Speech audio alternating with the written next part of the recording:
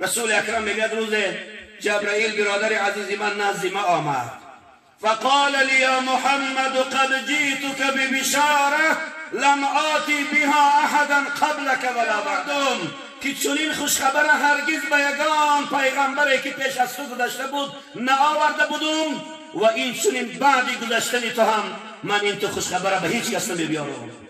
پیغمبر خدا از شوق هستن سر در سجده شکرانه ماندن گفتن جبرائیل عزیزی من برادر عزیزی من بود چی خوشخبر است که برای تو یگان سیونچیت من.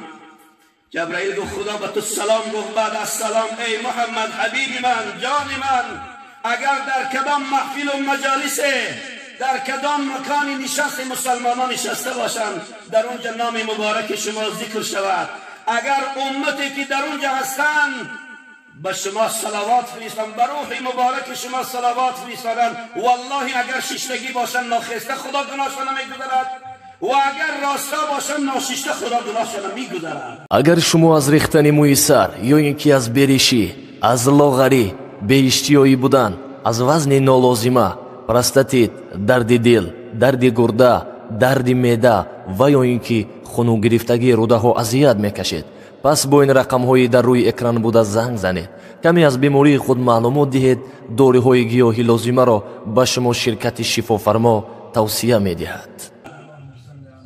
اللهم صل علی محمد و علی آل محمد. در بخشش الهی هیچ شک و شبهه وجود ندارد. عبدالله انصاری یکی از اولیاءهای بسیار بزرگ عصر است. یک چند مصرع بعد گذشتن رسول اکرم صلی الله علیه وسلم درباره عشق رسول الله یک نشید نویس یک نظم نویس و سودی درون خودش به خواندن همین نشید آرام میکرد. رسول اکرم ای دنیا گذشتند و اراده کرد که همین نظم نویسم میرم در بالای قبر رسول اکرم میخوانم و گریه و ناله میکنم و با ریشهای مبارکم پایگاه در رسول اکرم میمالم و میروم و سکینه و آرامش برای خودم پیدا. اگر من این کار نکنم درون من میسوزد و بریان میشود. وقت اراده عزم مدینه کرد رسول اکرم علیه السلام در خواب امیر مدینه در آمد. امیر مدینه را دستور داد رسول الله صلی الله علیه وسلم که وزیرات فرمان کن در مرز مدینه آمده ایستند فلان شیخ با مریداش آمده است نگذارش که از مرز مدینه داخل شود با او برای زیارت من آمده است نمانشی بدرد. علتش نمیدانم میگه امیر مدینه خستم که خواب بوده است. علتش این بود که رسول اکرم صلی الله علیه وسلم گفتن که او یک چند مصرعه که شعر به آب دیده و به خون جگر نوشتگی است اگر هر آینه بیایم مدینه بالای قبر من او خواند من مجبور هستم که خدا را بون قبر تو شاید من برم عبدالله انصاری من زیارت کند. اگر این واقعه رخ یک فتنه در مدینه اوج میگیرد روی گردانشان نمانشان مثال بیاید. ثانی امیر مدینه وزیراش روان کرد در مرز ایستادن که شیخ آمد با بزرگاش با همون شاگردا از پا اراوکتی گفتن شما عزمی کجا داره کی شما گفتن ما فلانی ها عزمی سفرتان کجا است گفتن ما زیارت مدینه رفتیم رسول خدا را زیارت میریم. گفتن پیغمبر خدا امیر مدینه را دستور قطعی دادگی است که شما باید از مرز داخل نشوید. یک آه کشید عبدالله انصاری یک آه کشید.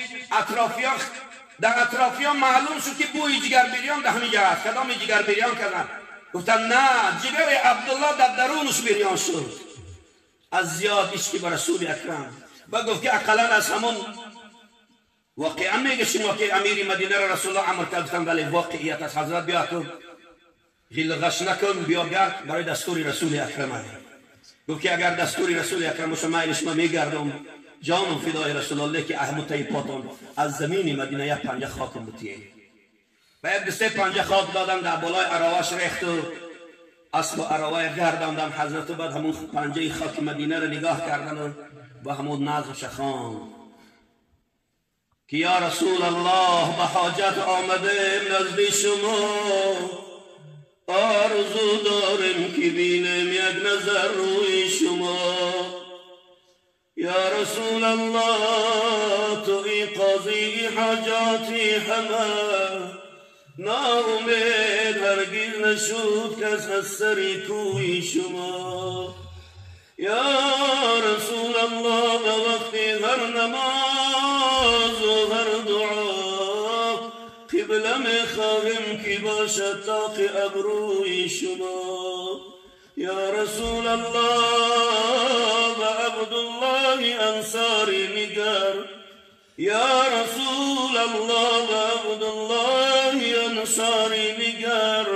در گلستان حقیقت گشت مجنون شما.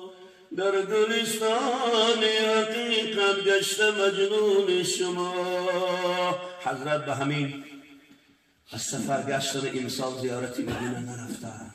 این عشق است، این زوری عشق است، این محبتی که با رسول اکرم است. از صحابه گفت زدن علما، تاریخ صحابه، اینقدر صحابه که در اطراف رسول اکرم صلی الله علیه و سلم بودن، همه اونا را مدینه و مکه صحابه نکرد، خاک مدینه اونا را صحابه نکرد. اونا را یگانه چیزی که صحابه کرد خدمت با رسول الله، عشق و محبت با پیغمبر خدا و عشق و محبت به خدا و رسول اونها را صحابه کرد.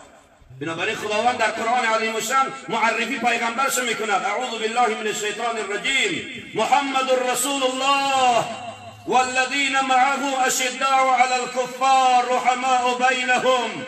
مشرکا یا یهودیا می آمدن محمد میگفتنش، استهزا میکردن، تحقیر میکردن، به صاحبش میگفتن، یتیمش میگفتن، به کس میگفتن، شاعرش میگفتن، جادوگر میگفتن. چه تحقیرهای نامناسبه برای رسول اکرم میکردن. اما پروردگار از فوق آسمان ها هیچ بار محمد نگفت نامش نگرفت. یا ایها النبی یا ایها الرسول گفته خطابش کرد. محمد ذات است که در پیشگاه خدا ارکترین انسان است، با قدرترین انسان است، محبترین انسان است که حتی خدا برای نامش گرفتن ادب میکند. یا ایها النبی یا ایها الرسول. اما برای معرفی کردن مشرکای مکه یا یهودی های مدینه این آیت را میفرماید محمد رسول الله. محمد آدمی زمینی نیست، محمد بازیچه دست شما نیست، محمد یعنی کرکتور شما نیست. محمد جان است، محمد نور زمین و آسمان است. محمد بازیچه شما نیست. محمد رسول الله. محمد سفیر خدا های، محمد وزیر خدا های، محمد نماینده خدا های، محمد فرستاده خدا های. والذین معه، آنهایی که در اصل محمد در اطراف محمد بودن، میدانید کی هستند؟ اینا هم بازیچه نیستند. اشداء علی الکفار، بر کافرها بسیار اشدند، بسیار تندروکنی. در محضر حضرت عمر کسی گرده میکرد و میگفت لوی جامعه محمد کجلای، الکی سرش از گردنش پریده میشد. یعنی در محضر حضرت عثمان کسی میگفت، در محضر حضرت علی کسی میگفت. امروز محمد در اختیار رحمت و برکات خدا و خیر و خوبی های خدا و لطف و مرحمت و مهربانی های پروردگار بر شما باد.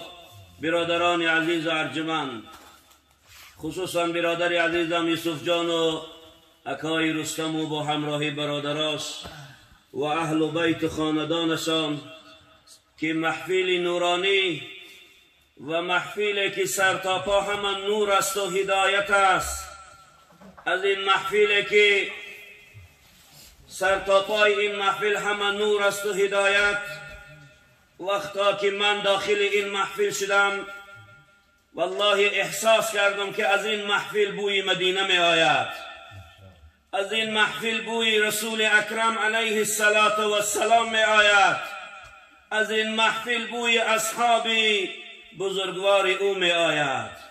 چه محفل زیبایی است که امشب تمام ملائکه های رحمت الهی در این زمین ما، در این ناحیه و در این شهر و در این محله آمد و رفت دارند و این محله را زیر پر و بال ملائکه ها قرار داد.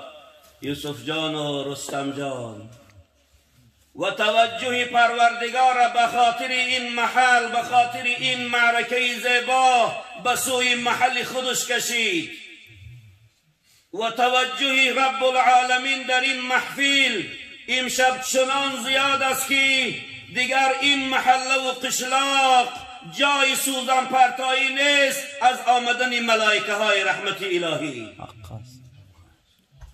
بنابراین لحاظ منم در نوبت خود پیش از آغاز صحبت آمدن این پیغمبری بزرگوار به این عالم هستی خوش آمده میگویم.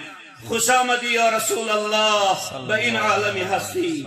خوش آمدی ای پیغمبری بشیر و نذیر که خدا در وصف تو گفت یا ایها النبی انا ارسلناک شاهدا و مبشرا و نذیرا و داعیا الی الله باذنه و سراجا منیرا. تو چه نوری زیبایی، تو چه شخصیتی هستی که منشأ نور تو والله از نور الهی است. تمام نورهای عالم خاموش می شوند. من نوری که امروز بالای سر ما روشنایی داشت از گیسی راغون و از گیسی نارک اگر آب نباشه خاموش می شود. اما نور محمد از روزی که ازلا و ابدا خدا خلقش کرد تا روز قیامت انشاءالله این نور خاموش نخواهد شد. یریدون لیطفئوا نور الله بافواههم والله متم نوره ولو کره الکافرون. اگرچه در هر عصر و زمانه، اگرچه در هر ملک، در هر شهر